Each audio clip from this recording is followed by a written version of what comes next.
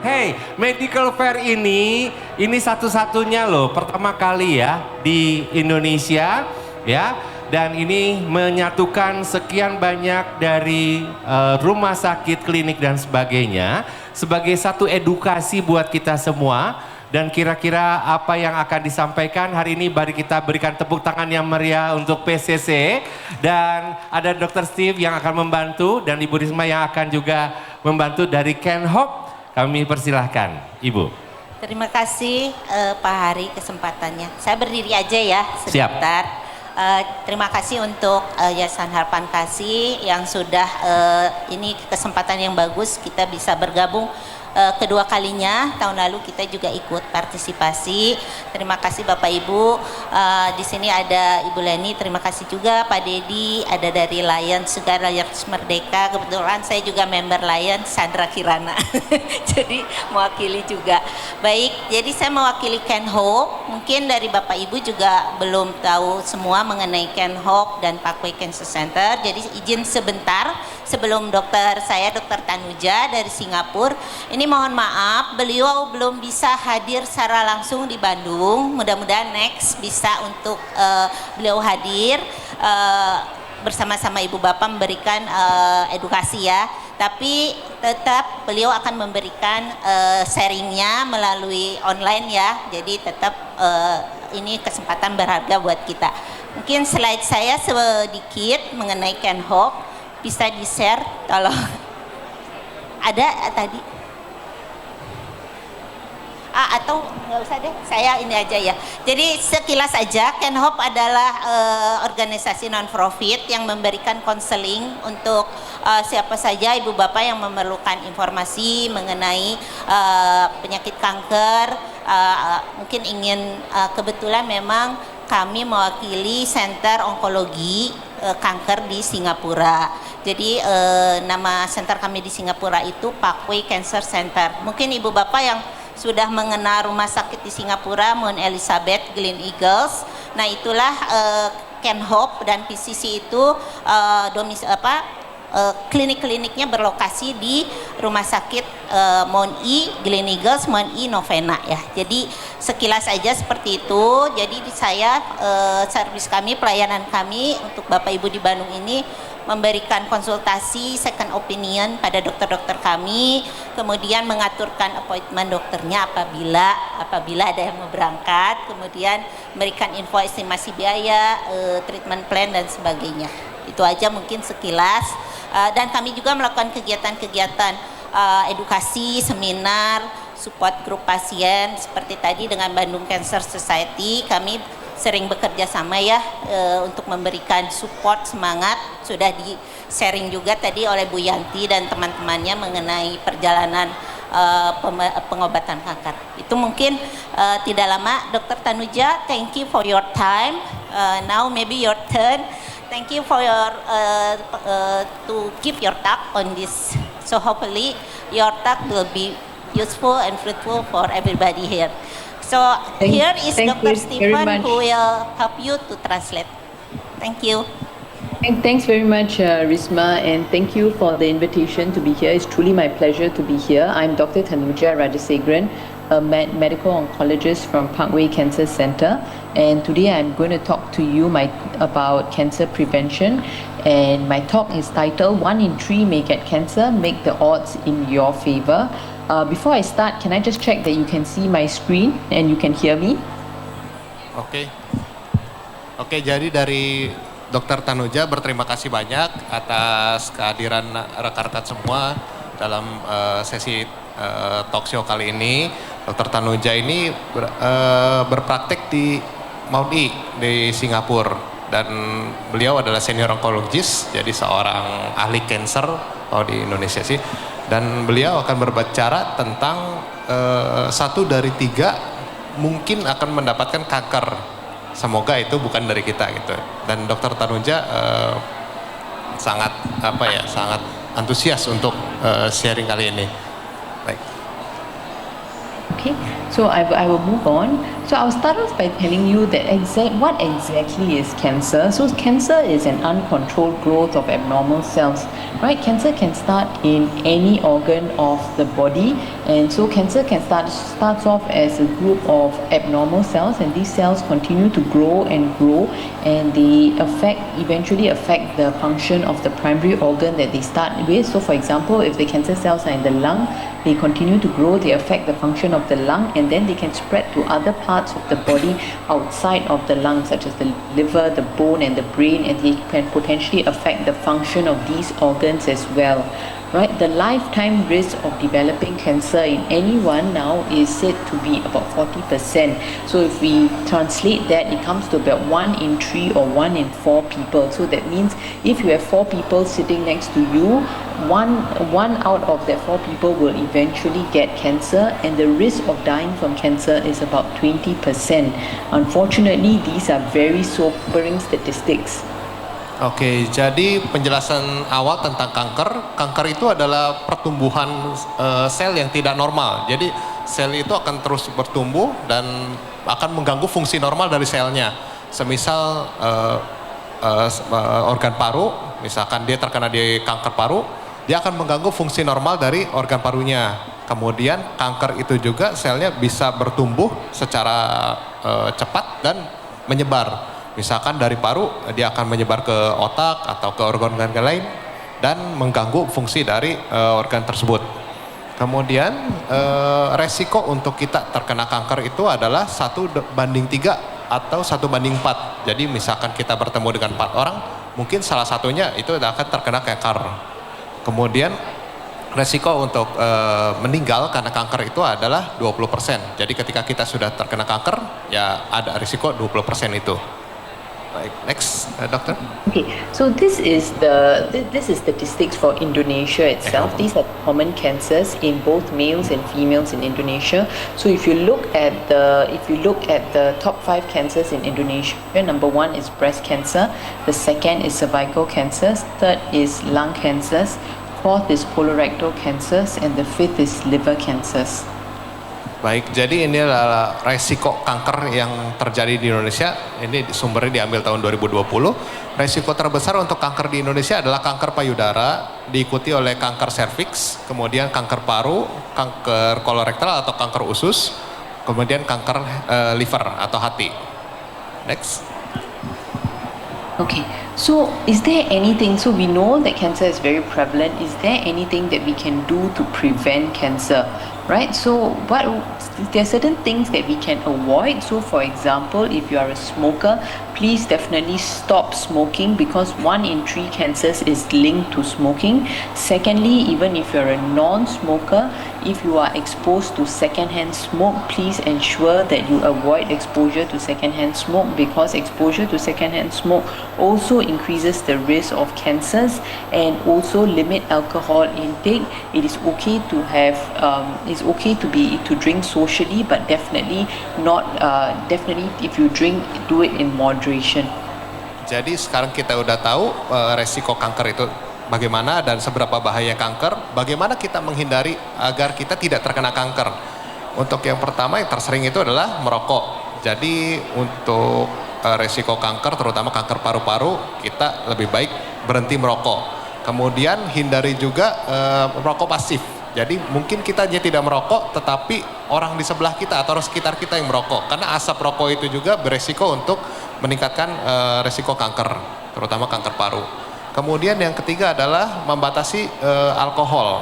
Jadi alkohol itu masih boleh dikonsumsi dalam kadar yang normal, mungkin 1-2 sloki per hari. Oke, next. Okay, and what can we do more of? Right, we want to make sure that we keep a healthy weight, because we know being overweight or being obese is linked to some cancers, and thus it's important for us to stay active. It is encouraged that we aim to do at least 30 minutes of moderate intensity physical activity every day. And when it comes to diet, what we should do is aim for a healthy diet. Eat a diet that is rich in fruits, vegetables, whole grains. Avoid processed food, things like your fast food, sausages, potato chips, and sugary food like soft drinks. Baik, tadi kita sudah berbicara tentang pencegahannya. Nah, sekarang apa yang bisa kita lakukan untuk lebih sehat?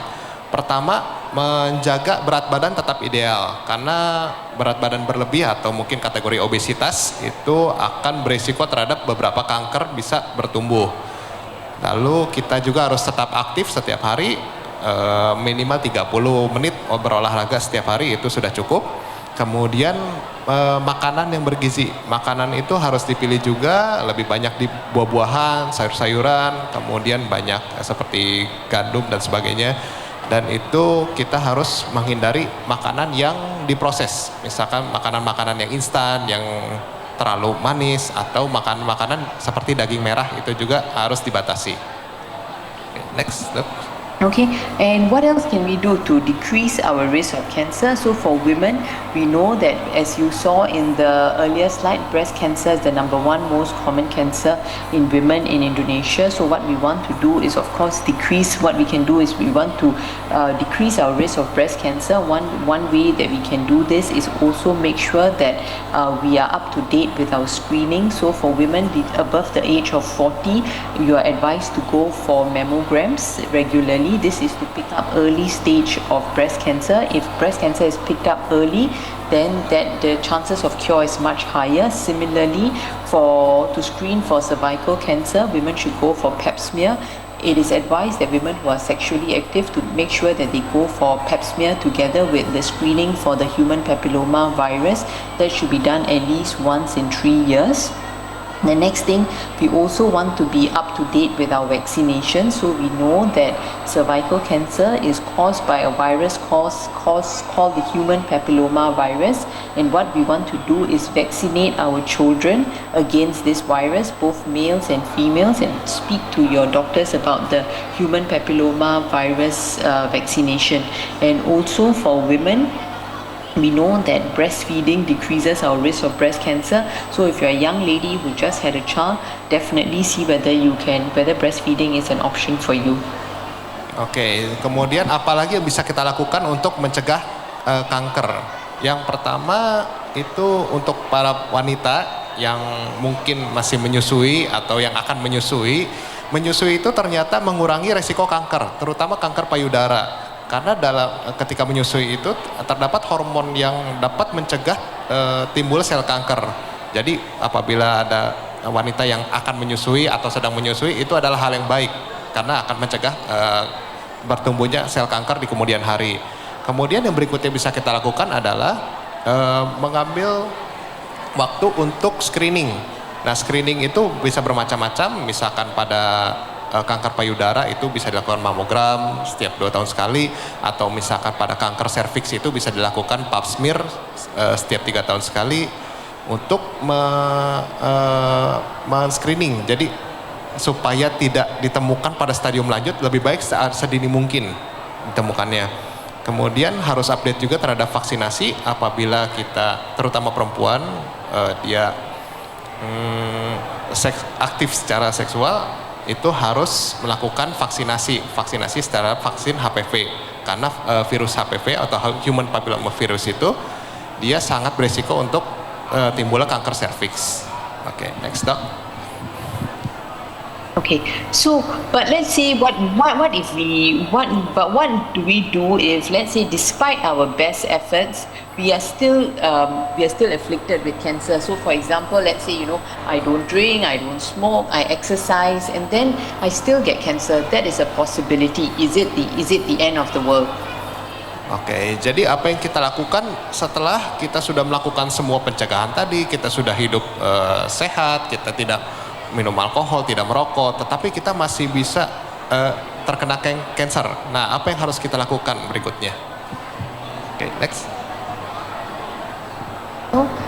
What I want to share next is about cancer. So cancer care has advanced greatly, and the good news is that with cancer care being very advanced, there are many new treatment options available, and cancer in many ways is no longer seen as a terminal disease anymore.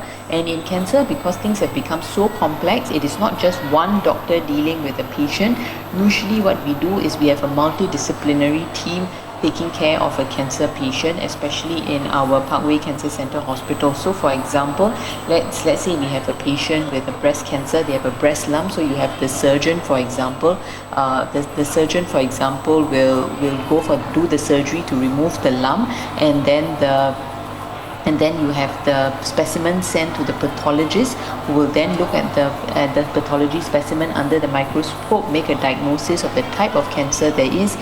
The patient would undergo scans, and the scans would be read by a radiologist. And also we have systemic treatment would be administered by someone like myself, the medical oncologist. And if the patient requires radiation, then the radiation oncologist will look after the patient. So cancer care is really complex nowadays, and there are many doctors involved in treating a cancer patient. Oke, jadi untuk kanker sendiri treatmentnya itu sudah sangat berkembang secara teknologi. Kalau dulu kita mungkin mendengar kanker itu sebagai penyakit yang sudah akhir, sudah terminal, sudah mungkin vonis. Kalau sekarang itu kanker sudah dikategorikan sebagai penyakit yang kronis, jadi penyakit yang jangka panjang gitu, dan treatmentnya juga sudah sangat multidisipliner, jadi banyak sekali ahli-ahli yang bergabung. Semisal kita terkena kanker payudara atau kanker paru, itu akan dilakukan misalkan dioperasi, diambil si sampel selnya, kemudian dilakukan pemeriksaan secara patologi, dilihat sel kankernya itu seperti apa, dan kemudian dilakukan juga pemeriksaan radiologi. Radiologi itu jadi misalkan di ronsen atau CT scan, dilihat sudah ada penyebaran sampai mana, misalkan kankernya di payudara atau di paru sudah menyebar sampai mana, apakah sampai otak atau di kanker tulang dan sebagainya. Kemudian ketika sudah ditemukan dua itu, bila bisa dilakukan operasi, itu akan dilakukan operasi. Apabila tidak memungkinkan, bisa dilakukan terapi sistemik yang biasa kita kenal dengan kemoterapi atau dengan radiasi, kemoradiasi. Jadi kanker itu sekarang sudah ditangani oleh beberapa ahli secara bersamaan.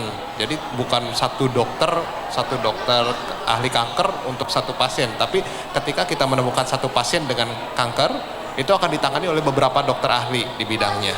Oke, next Doc. Okay, so the next part, because I'm a medical oncologist, I'm going to talk about systemic treatment, what are the systemic treatment options available. And systemic treatment basically refers to anything that goes into the bloodstream to kill the cancer cells. And in the form, whenever we talk about systemic treatment, there are many treatment options available. So there's chemotherapy, hormonal therapy, targeted therapy, immunotherapy. I'll be talking a little bit more about this in the next few slides. Oke, jadi karena Dr. Tanuja ini ada seorang medical oncologist, kalau di kita mungkin spesialis penyakit dalam, konsultan onkologi. Nah itu sama dengan Dr. Tanuja. Jadi Dr. Tanuja akan berbicara lebih ke terapi yang sistemik yang tadi ada di tengah bawah itu. Nah terapi sistemik itu seperti apa? Seperti yang saya sebut tadi, ada kemoterapi, ada terapi hormon, ada targeted terapi, dan ada imunoterapi yang akan Dr. Tanuja jelaskan berikutnya. Okay, next Doc. So the traditional thing that most of us, whenever we think of cancer, we think of chemotherapy, and there are many different forms of chemotherapy, right? There is oral form of chemotherapy, there's intravenous form of chemotherapy, and how does chemotherapy work? Essentially is that chemotherapy works by attacking the cancer cells which are rapidly dividing. Unfortunately,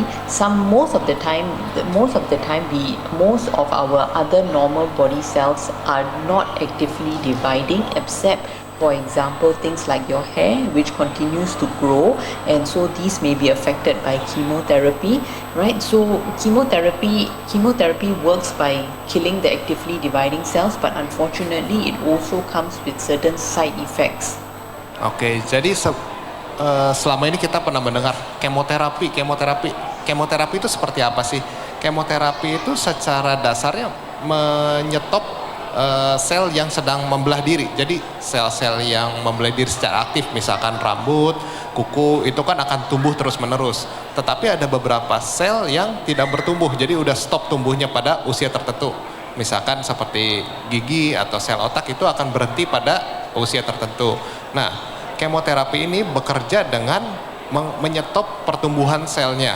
Otomatis kalau sel kanker itu kan dia tumbuh secara tidak beraturan, tumbuhnya langsung cepat dan mungkin menyerang sel-sel yang lain.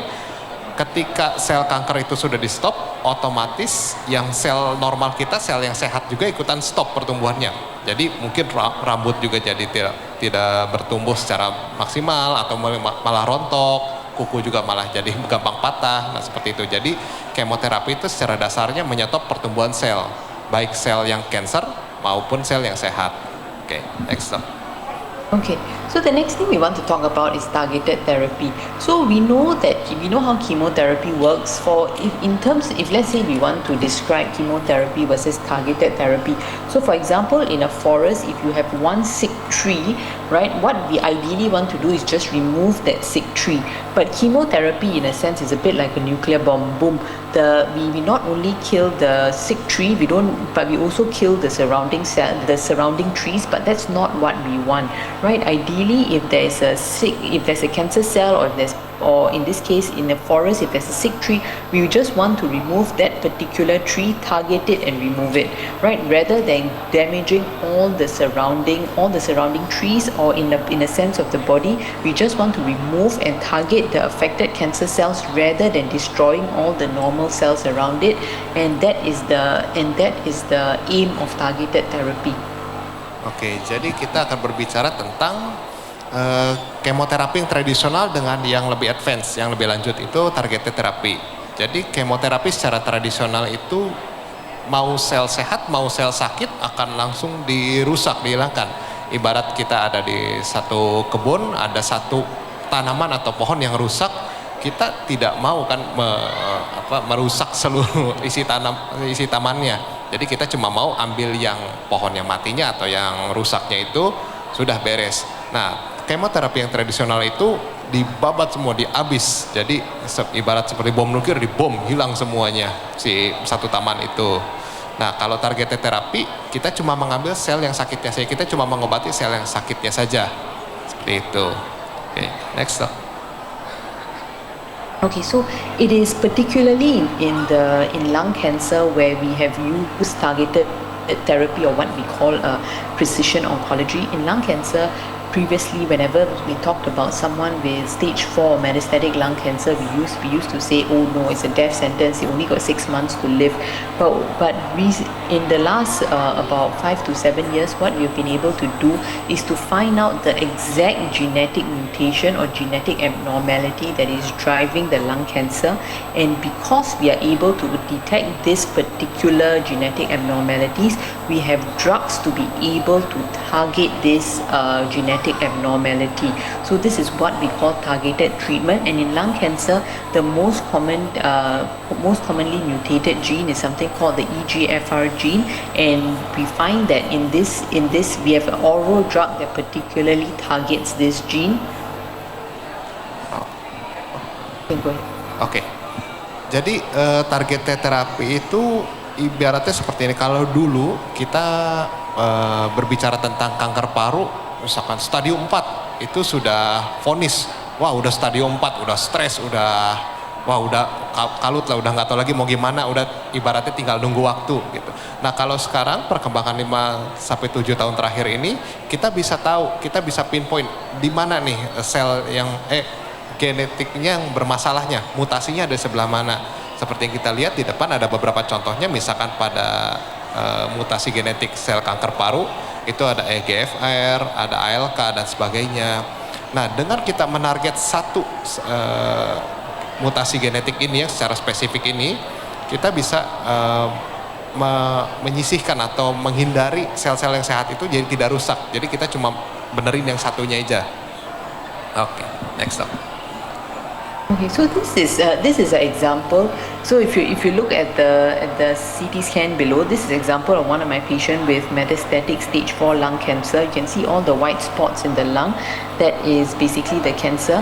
This patient had an EGFR mutation, was started on an oral targeted therapy, and within 6 weeks of the treatment, you can see that the lungs have cleared up very nicely. Oke, jadi ini adalah contoh dari kemoterapi yang versi targeted terapi. Ini aja EGFR inhibitor. Jadi obat-obatannya seperti contoh di gambar di atas, dan di bawah itu adalah hasil pengobatannya. Jadi sebelum dilakukan kemoterapi yang targeted terapi itu, yang putih-putih titik-titik di lingkaran hitam itu adalah sel kankernya. Kemudian setelah 6 minggu dilakukan kemoterapi dengan EGFR inhibitor, itu jadi lebih bersih. Jadi terlihat signifikan sekali perbedaannya. Oke, next step.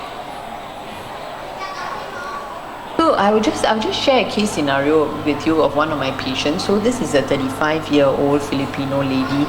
She's a never smoker. She's a preschool teacher. She's married with an 11-year-old daughter. And when she came to see me, she had just delivered her baby who was now 2 months old when she came to see me.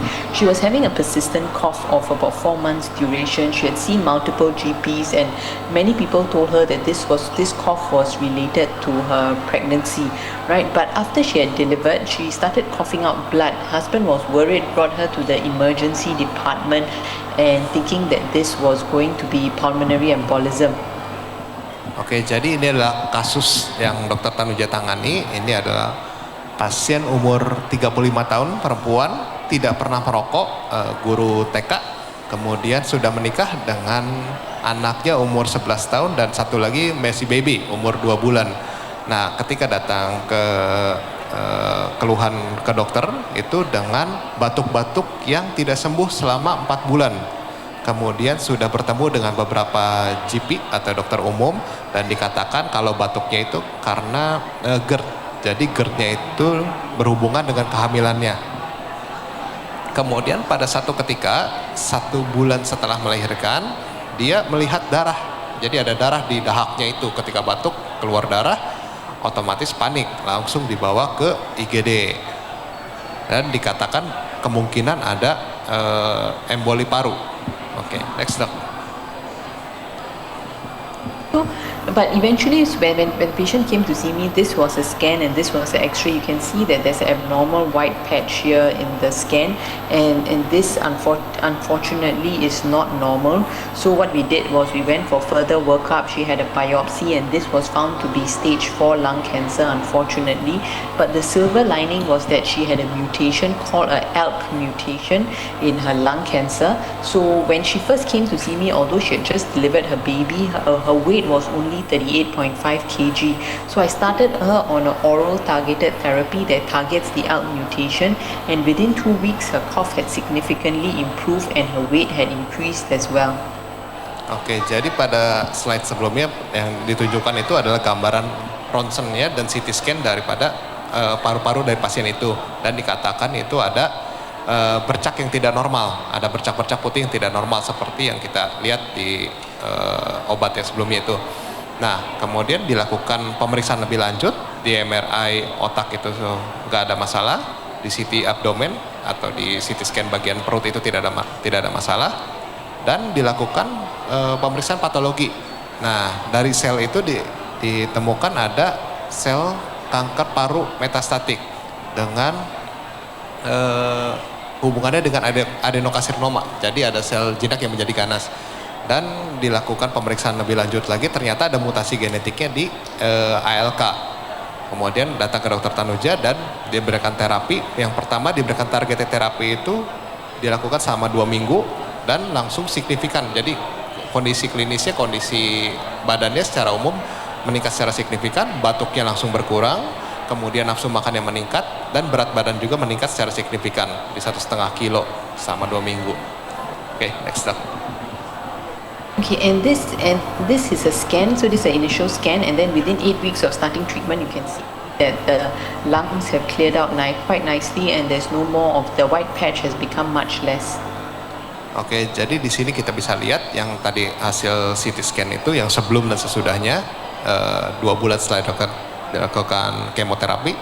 Jadi yang kiri itu masih ada bercak-bercak di bagian kiri bawahnya, itu kotor sekali. Kemudian yang kanan itu setelah dilakukan terapi, jadi meningkat secara signifikan penyembuhannya. Oke, next. And this is a scan over the last few years. You can see the number 4 is the latest scan, and her latest scan, and this is actually a picture of her with her daughter at currently, right? So when she first saw me about 6 years ago, her baby was only 2 months old. This is her now, and this little girl is 6 years old, and mother is doing very well. So although this is stage 4 lung cancer, she's still taking the oral drug. But although we cannot cure the cancer completely, it is more like a chronic disease for which she can take her medication and live life as per normal. So this little girl is now studying in the preschool that the mother teaches in. Oke, jadi tadi pada slide sebelumnya itu hasil CT scan selama beberapa tahun berikutnya. Jadi tadi kan sudah 2 bulan setelahnya, kemudian beberapa tahun berikutnya tetap dilakukan screening dan masih bagus gitu, tidak tumbuh lagi sel kankernya. Dan ini adalah foto dari Dr. Tanuja sendiri beserta anak yang tadi sempat di-mention. Jadi ada anak yang umur 11 tahun dan anak baby usia 2 bulan itu sekarang sudah tumbuh besar. Nah, babynya itu yang pakai bando merah itu bersekolah di tempat ibunya mengajar tadi karena ibunya guru TK. Oke, next. Okay, the next thing I want to talk about is immunotherapy. Immunotherapy has taken the oncology world by storm, and if you see many newspaper articles, magazine has been talking about immunotherapy, and immunotherapy essentially is very different from chemotherapy. How it works, it activates your own immune system to fight your cancer cells. Oke, jadi yang berikutnya kita akan bicarakan adalah imunoterapi. Apa bedanya sama kemoterapi yang tadi sempat disebutkan? Jadi imunoterapi itu merupakan terapi yang lebih terbaru dibanding si kemoterapi. Secara sederhana, jadi imunoterapi itu mengaktifkan si sel imun dalam badan kita untuk menyerang sel kankernya. Jadi ibarat seperti menyadarkan ini ada sel kanker gitu. Sel imunnya diaktifkan. Oke, next step.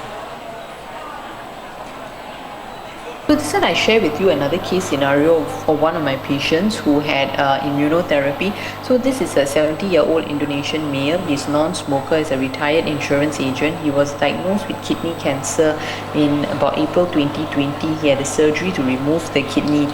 Unfortunately, 1 year later, he came back with abdominal pain and back pain, and the CT scan showed that his cancer had come back in a big way. The cancer has spread to the lungs, to the peritoneum, which is the lining of the abdomen, to the pancreas and to the lymph nodes, and he was told by his doctors that he had 6 months to live. Oke, jadi ini kasus kedua, orang Indonesia, laki-laki, usia 70 tahun, tidak merokok dan pekerjaan itu pensiunan agen asuransi. Pernah didiagnosa sebagai kanker ginjal. Jadi kanker ginjal, kanker ganas ginjal pada tahun 2020 bulan April. Dan sudah dilakukan pengangkatan dari ginjal. 1 tahun kemudian setelah operasi itu, beliau datang dengan keluhan sakit perut dan sakit di bagian punggungnya. Nah, kemudian dilakukan CT scan untuk pemeriksaan lebih lanjut. Ternyata ditemukan metastasis, jadi ada perpindahan dari sel kankernya ke organ paru-paru, ke peritoneum atau lapisan dari perut, kemudian ke pankreas dan ke kelenjar getah beningnya. Jadi penyebarannya udah cukup luas ini. Dan dari dokter sendiri sudah disebutkan mungkin dia hanya hidup maksimal sampai 6 bulan lagi. Kondisinya seperti itu. Oke, next dok. So when he came to see me, I started him on immunotherapy, and he had 3 cycles of immunotherapy, and this is his scan. You can see that initially he had this big mass here, which you can see that decreased from about 10 cm to 2 cm just after 3 cycles of immunotherapy.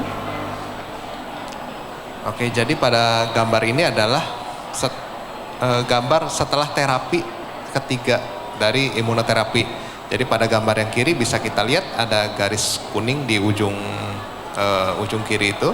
Nah, itu sudah mengecil. Kemudian ini ada organ kedua. Oke, next dok. And similarly, there he had another big mass in the pancreas, which was started off at 7 cm and it became close to about 4 cm after just 3 cycles of immunotherapy. Kemudian ini pada organ pankreas sudah menurun secara signifikan juga dari 7,4 kali 5,4 menjadi 4,9 kali 3,3, hampir setengahnya penurunan masanya. Oke, next. And this is this patient 5 years on, right? Remember, this patient was told that he only had 6 months to live. This patient 5 years on is still on immunotherapy. He just celebrated his 75th birthday and he just welcomed his first great grandson.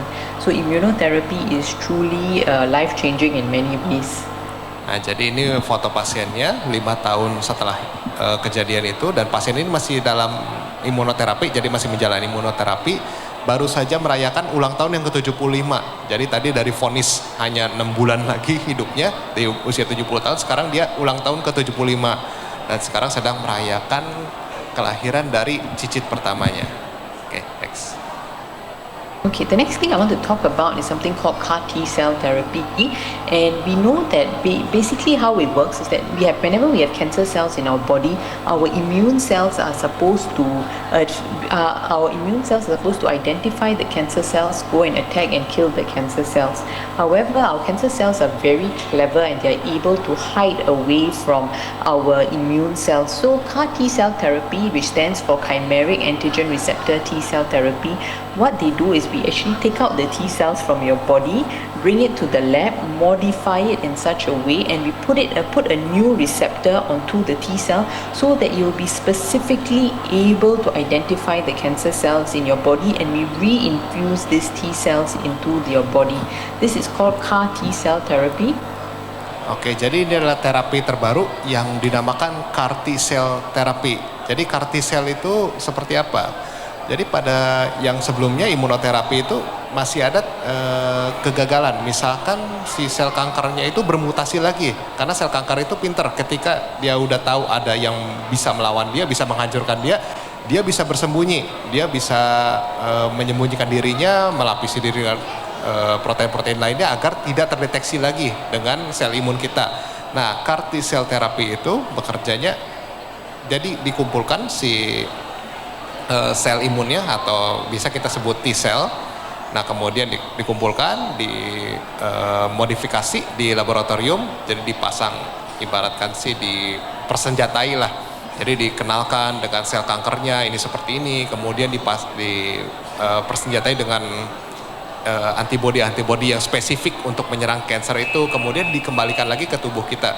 Tujuannya dengan ada sel imun yang sudah dimodifikasi ini, dia bisa menyerang sel kanker lebih spesifik lagi dan lebih cermat lagi. Jadi si sel kanker tidak ada kesempatan untuk bersembunyi. Oke, next. So this is the poster girl for CAR T-cells therapy. This girl is called Emily Whitehead. She was first diagnosed with acute lymphoblastic lymphoma at the age of 5. Right, she had failed all standard treatment, and her doctors in the US told her that told her parents to that there's no further treatment and take her to the hospice. But the parents obviously were not ready to give up, and they brought her to another hospital, which was in Philadelphia. And what they did was they tried a clinical trial, which was the CAR T-cell therapy, and the rest is history. That 5-year-old girl is now about close to 20 years old, and she is cancer-free, and this is because of CAR T-cell therapy. Oke, jadi ini salah satu contoh dari keberhasilan CAR T-cell therapy. Jadi pasien ini namanya Emily Whitehead. Ini didiagnosis sebagai kanker sel darah putih yang dialami pada usia 5 tahun. Dan sudah dilakukan kemoterapi dan terapi-terapi lainnya. Para dokter itu sudah menyerah. Jadi ya sudahlah, di terapinya udah TLC, jadi tender love care. Jadi ya tinggal ditunggulah ibarat kasarnya ya. Nah, kemudian dilakukan terapi lebih lanjut yang dinamakan CAR T-cell therapy ini berupa eksperimen, jadi masih berupa percobaan, itu di rumah sakit anak di Philadelphia. Nah, setelah dilakukan itu pada fase clinical trial itu berhasil. Jadi pada 1 tahun berikutnya sehat, 5 tahun berikutnya sehat, dan sekarang udah usia 25 tahun.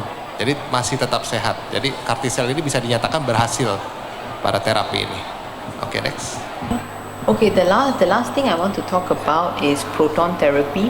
Usually what we have is the regular traditional radiation using X-rays, right? And this is example of an X-ray machine. But how nowadays we have what we call proton beam therapy, which use protons instead of traditional X-rays to help patients. As you can see from this diagram here, in traditional radiotherapy, when you can see when when an X-ray beam is deposited, it goes past the cancer cell and it can cause damage to the surrounding organs.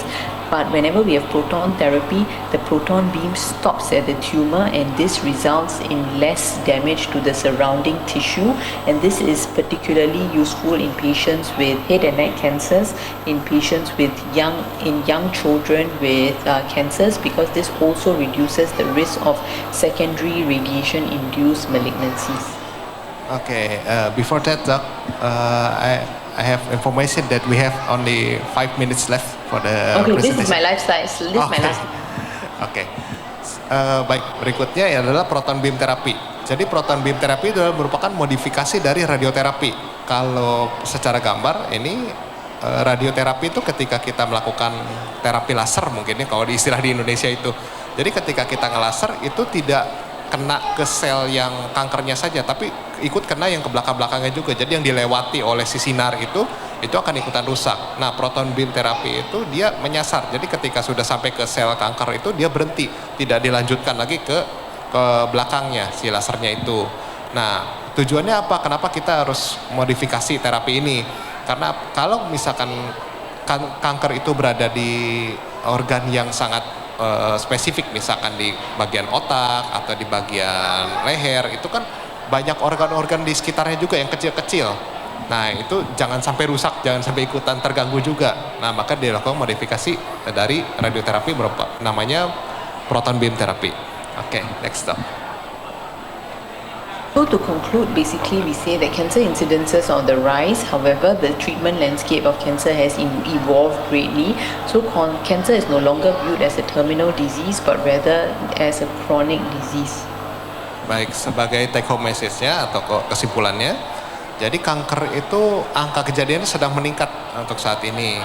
Dan untuk terapi juga sudah lebih mutakhir, jadi sudah banyak teknologi-teknologi yang baru untuk menangani kanker.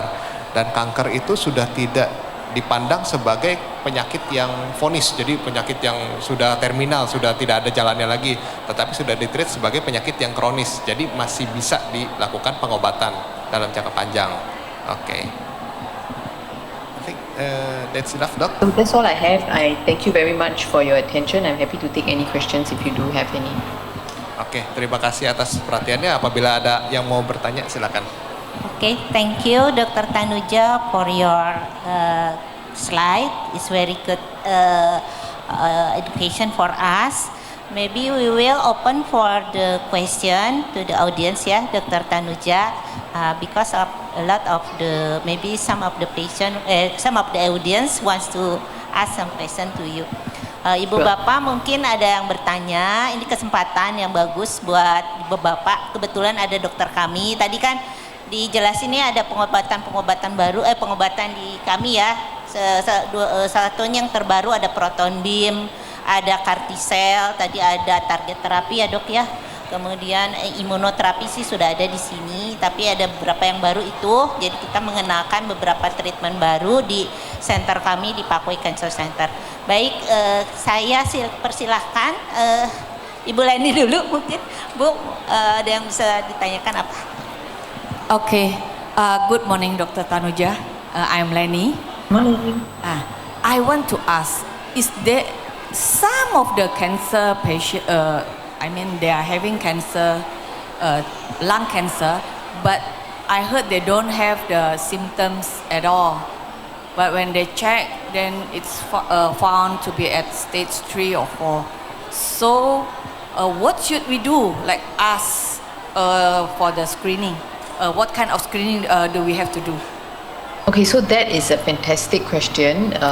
You are absolutely right. So lung cancer generally does not have any symptoms until it is usually very advanced. And currently at this point of time, based on the international screening guidelines, it is only screening for lung cancer with low dose CT scan once every year is only recommended for people above the age of 50 who are heavy smokers, meaning they have a 20-pack smoking history. That means if you smoke 1 pack of cigarettes per day for at least 20 years. But we also know now that a lot of our lung cancer is occurring in non-smokers and in females. So why is that the case? Many reasons: family history or exposure to secondhand smoke. So currently at this point, screening for lung cancers in non-smokers is still an area of research. However, as I tell a lot of my patients, if you have a very strong family history of lung cancer, that means if you have, I had a patient who came to see me recently, 4 of her brothers have lung cancer. So I said, please, definitely, although you don't fit into the guidelines that they say you need to go for low dose CT scan, you definitely should speak to your doctor and go for low dose CT scan, because in your case, you would benefit from it. So for example, if you have certain risk factors or if you are in the high risk category, definitely speak to your doctor about getting a low dose CT scan. But currently it is not recommended as general screening guidelines like mammogram, but it is something that is still being worked up on. I hope that answers your question. Okay, thank you. By the way, if it is an X-ray, can Unfortunately, so there was actually a study done. They found that the X-rays are not as good as the CT scans for picking up early stage lung cancer. Okay, thank you very much, Dr. Tanuja. Welcome. Dr. Stephen mungkin bisa dijelaskan sedikit pertanyaan dari Oke, Bu Leni jadi- tadi. Ada yang ingin tahu juga. Oke, jadi tadi pertanyaannya tentang kanker paru. Biasanya kanker paru itu ditemukan tidak ada gejala sama sekali. Begitu ketemu langsung ada kanker di paru-parunya. Nah, bagaimana itu kita bisa mencegahnya? Jadi penjelasan dari Dr. Tanuja itu, kanker paru itu memang tidak bergejala sampai stadiumnya udah lanjut. Jadi udah stadium 3 ke atas dia baru ada gejala-gejalanya. Nah, untuk screening biasanya tidak ada guideline yang spesifik. Jadi tidak ada protokolnya gitu. Misalkan semua orang harus di screening untuk kanker paru-paru, itu tidak ada. Tapi ada beberapa orang yang spesifik, populasi yang spesifik yang harus melakukan screening. Misalkan merokok sehari 1 pak, 1 bungkus selama 20 tahun. Setiap hari 1 bungkus dan usianya sudah di atas 50 tahun. Itu harus dilakukan screening berupa CT scan. Jadi CT scan-nya setiap setahun sekali dicari apakah masih ada sel kanker, sudah ada sel kanker parunya atau belum. Kalau masih ada udah sakit namanya. Nah, tapi untuk kanker-kanker yang lain kayak mamogram itu kan ada yang setiap 2 tahun sekali harus di screening. Kalau kanker paru itu belum ada. Jadi apabila kita ada risiko, misalkan kita perokok aktif atau perokok pasif, jadi kita tidak merokok tapi orang-orang sekitar kita ada yang merokok, selama 20 tahun kita menghirup rokok tersebut, nah kita lebih baik melakukan screening untuk kanker paru-paru tersebut. Oke. Baik, makasih. Jadi yang penting itu screening ya dok ya, screening yang rutin juga.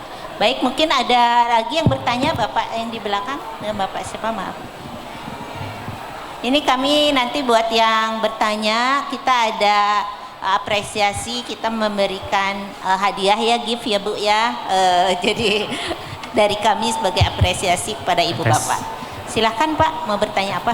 Baik, selamat siang. Perkenalkan saya dengan Rezka. Mohon maaf atas keterbatasan bahasa. Ya, tidak apa-apa Pak, Ya. kami bantu. Jadi mau izin bertanya mengenai tadi ada yang menarik tuh mengenai CAR T-cell terapi. Nah itu kan saya kebetulan baru dengar juga tuh. Nah kalau untuk terapinya sendiri itu tuh apakah sel T-nya itu diambil keseluruhan dari badan kita atau diambil dulu misalkan sampelnya sebagian, kemudian nanti dimasukkan lagi ke dalam tubuh, atau mekanismenya seperti apa ya, biar mungkin lebih dipahami lagi gitu. Terima kasih. Baik, Dokter Stephen mau jawab atau melalui Dokter Tanuja aja? Ya, Dari Dr. Tanuja. Dokter Tanuja aja. Doctor, I already asked about the CAR T-cell therapy. He's asking about the amount of the T-cell that's taken from the body. Is it all of the T-cell therapy, T-cell taken from the body or just a part of it for the CAR T cell therapy? Okay, so that is a great question. It's a portion of the T cells. So this CAR T cell therapy is done by the hematologist, and whether it's not all currently at this point of time, not all cancers are suitable for the CAR T cell therapy. It is mainly the hematological malignancies. Clinical trials are going on to see whether CAR T cell therapy can be used in solid tumors like lung cancers, breast cancers, and all that. But this is still an area of research. Currently, is still mainly in hematological malignancies. Oke, jadi untuk sel T-nya atau sel si imun tadi itu masih belum bisa dijelaskan karena sel ini terapi ini masih bersifat baru. Jadi hanya pada kanker-kanker darah biasanya. Jadi hemato-onkologis namanya. Nah, kalau pada kanker-kanker yang pada organ solid, misalkan kanker paru, kanker otak dan sebagainya, itu masih belum ada penelitian lebih lanjutnya. Itu karena masih bersifat sangat baru. Gitu. Jadi itu walaupun itu kan sifatnya baru ya dok ya, tapi itu tuh berarti mungkin bisa diambil sebagian sel T-nya kemudian dimasukkan ke dalam tubuh lagi, berarti seperti itu ya dok ya? Atau mungkin belum diketahui mekanismenya kayak gimana? Oke, jadi kalau untuk mekanisme itu diambilnya sebagian, karena kita sebagian, bisa ngambil sebagian darah aja. Kalau semuanya berarti seluruh darah diambil. Betul, saya kepikirannya tuh tadi ke arah situ apakah kesulitan diambil atau gimana gitu sih. Jadi udah terjawab kalau lah. seluruh sel T itu berarti kan dia beredar di seluruh darah tuh, berarti semua darah diambil. Betul. Baik, sebagian siap. aja Mas. Baik, makasih. Baik, terima kasih. Ini masih ada waktu nggak ya Pak Hari? Sudah cukup ya? Aduh, mohon maaf nih Bu Bapak karena waktu sesi kami sudah habis. Jadi mungkin kalau ada pertanyaan-pertanyaan yang ingin ditanyakan ke Dr. Tanuja bisa melalui saya dan Risma. Kebetulan ada booth kami di belakang di D1. Ibu Bapak bisa ke sana untuk mengunjungi booth kami kalau ada pertanyaan-pertanyaan yang lain ya. Terima kasih mungkin Pak Hari untuk waktunya. Saya kembalikan ke MC. Dr. Tanuja, thank you for your time today. This is very good presentation from you. Hopefully the next event you can come visit us in Bandung offline. Oh, okay. It But was my please pleasure. stay first. Don't log out first, Dr. Tanuja, because we will take the picture, the photo first with you. In the background. Thank you so Dr. much for Tanuja. having me. Look forward to seeing you in person. Yes, yeah. Oke, mewakili Dr. Tanuja Raja Sekaran, mohon kepada Ibu Leni memberikan sertifikat terima kasih. Dr. Steve boleh berdiri juga. Oke.